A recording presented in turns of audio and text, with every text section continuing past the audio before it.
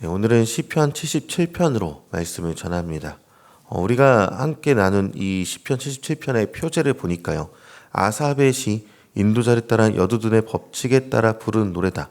이렇게 기록하고 있는 모습을 봅니다. 먼저 아삽이란 인물에 대해서 우리는 잘 알고 있죠.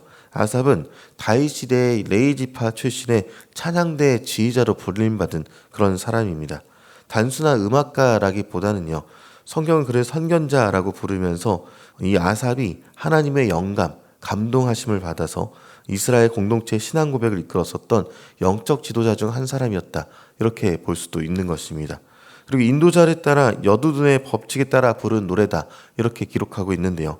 인도자는 분명히 성가대 지휘자를 이야기하고 있으면서 성전 예배에서 공식적으로 사용된 찬양이 이 시였다라고 알려주고 있는 것이죠. 그리고 여두둔 역시요. 아삽과 헤만과 더불어서 다윗 시대의 3대 그 찬양대 지휘자 중 한 사람의 이름이 바로 이 여두둔입니다. 아마도 이 여두둔의 법칙이다라고 할 때는요. 여두둔이 만든 찬양 방법이라거나 혹은 가문에서 정순되어 왔었던 독특한 구조의 연주 방식이 있지 않았을까라고 추측해 볼 수 있게 되는 것이죠. 그럼 이 이야기가 왜 중요한가? 이 표제가 왜 중요한가를 보니까요. 이 시의 전반부에는요. 극심한 고통과 또 하나님을 향한 처절한 의심이 담겨져 있는 것들을 1절부터 9절까지의 내용에서 확인해 볼 수가 있습니다. 그런데 이 노래가 성전에서 울려 퍼지는 공적인 찬양이었다라는 것을 좀 기억해 보게 될 때 이 고백이 나 혼자만의 것이 아니다라는 것을 볼 수 있게 되는 것이죠. 그러니까 신앙생활은 늘 확신과 기쁨으로만 채워져 있는 것이 아니라 어쩌면 때로는 의심과 불안, 영적인 침체의 깊은 밤을 통과해야 하는 과정이 있을 수 있다라는 것을 알려주고 있는 것입니다. 그리고 이 시편 77편의 분위기는 의심과 고통으로 끝나는 것이 아니라 10절을 기점으로 극적으로 변환하게 되는 것입니다. 끝없는 질문과 탄식으로 1절부터 9절까지의 그 어둠이 있었다면 반전이 되어서 새로운 다짐을 시인이 선포하면서 움직이게 되었다라는 것이죠. 이제 그 내용이 10절과 11절에 기록되어 있는데요. 여기서 우리는요, 기억하다라는 말에 조금 주목해서 볼 필요가 있습니다. 시인은 이전에도 하나님을 기억했습니다. 3절에 보니까 내가 하나님을 기억하고 불안하여 근심했다 이런 말들이 있죠. 그런데 이때의 기억은요, 현재 고통이라는 필터에 걸려진 조금 왜곡된 기억이었습니다. 왜 나를 버리셨는가? 왜 은혜를 거두셨는가?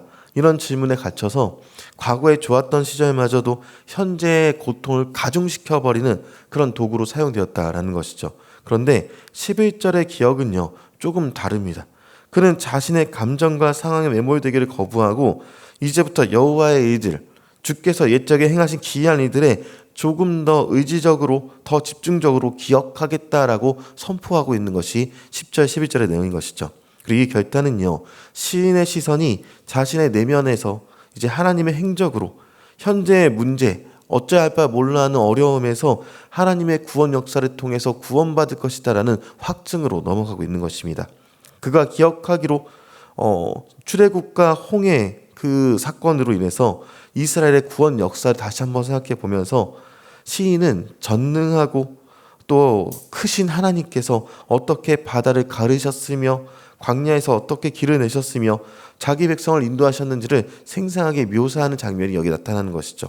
그리고 이 기억의 과정을 통해서 시인의 질문은 차츰 바뀌어가기 시작합니다. 하나님이 왜 나를 버리셨는가? 그런 절망적인 그 질문에 있었던 사람이 이제는 어떻게 하나님께서 나를 이끌어 가실 것인가? 이런 질문으로 나아가게 되었다라는 것이죠. 그리고 당연히 그 답은 명확하게 나타납니다. 하나님은 자기 백성을 위해서 바다를 길로 만드시는 구원의 하나님이십니다. 창세기에서 하나님께서 사람을 기억하신 일에 대한 기록들이 있는데 노아에 대한 이야기가 있습니다. 이 이야기를 제가 잠시 읽어드리겠습니다.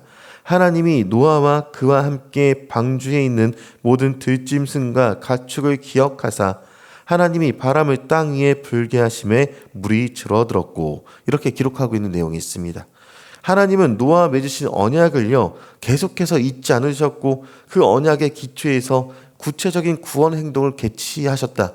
때에 맞춰서 맞는 상황에 그 구원 행동을 하셨다. 이 이야기를 하고 있는 것입니다. 바람을 불게 하시고 또 기품의 샘과 하늘의 창문을 닫으시고 물을 줄어들게 하신 이 모든 행동이 하나님의 기억의 결과물이 되었다는 것이죠. 이처럼 성경에서 하나님이 무언가를 기억하신다 이렇게 얘기할 때는요, 언제나 하나님께서는요 그분의 백성을 향한 구체적인 행동과 구원의 역사로 이끌어져 가는 것을 보게 되는 것입니다. 그래서 이 시편 77편의 시인이 여호와의 일들을 회상했다, 기억하겠다 이렇게 다짐하고 있는 것은요, 단순히 그 이전에 대한 이야기들을 회상하면서 위안을 얻겠다라는 소극적인 태도가 아닙니다. 노아를 기억하사 홍수를 멈추게 하셨던 그 하나님, 이스라엘 백성을 기억해서 홍해를 가르셨던 그 하나님, 그 하나님께서 지금 나를 이 절망의 바다에서도 길을 내셔서 분명히 구원해 주실 것이다 라는 믿음의 고백이 여기 있다라는 것이죠. 시편 77편의 시인은요, 옛적에 행하신 하나님의 구원, 특히 출애굽의 기적을 또 기억하면서 극심한 영적 침체의 밤을 이겨낼 힘을 얻게 되었습니다. 비록 현실의 문제가 아직은 남아있는 것 같고 여전히 주의 발자취를 알 수 없는 것처럼 어두워 보이는 현실 속에 살아갔지만 과거를 통해서 하나님의 신실하신 성품을 재확인했고요. 그것으로 시인은 충분했다라고 말하는 것입니다. 그리고 구약의 성도들이 바라봤던 이 희미한 그림자였던 출애굽과 홍해 사건은요, 예수님 안에서 완전히 실체로서 성취가 되는 것을 우리는 알고 있죠. 이스라엘 백성이 홍해를 건너서 바로의 압제에서 해방되었듯이요, 우리는 십자가와 부활을 통해서 죄와 죽음의 권세로부터 완전한 자유를 얻게 되었습니다. 그렇기 때문에 우리가 기억해야 할 가장 중요하고 핵심적인 사건이 바로 예수님의 십자가와 부활 사건이 된다는 것입니다. 예수님께서는요, 잡히시기 전날 밤에 제자들과 함께 마지막 유월절 만찬을 나누시면서 떡과 포도주를 나누셨습니다. 그리고 말씀하십니다. 누가복음 22장 19절의 기록인데요. 또 떡을 가져 감사 기도하시고 떼어 그들에게 주시며 이르시되 이것은 너희를 위하여 주는 내 몸이라 너희가 이를 행하여 나를 기념하라 하시고, 이렇게 기록하고 있는 내용이 있습니다. 시편의 기억과 같은 의미로서, 같은 뜻으로서 기념하라라는 것이 사용이 되었던 것이죠.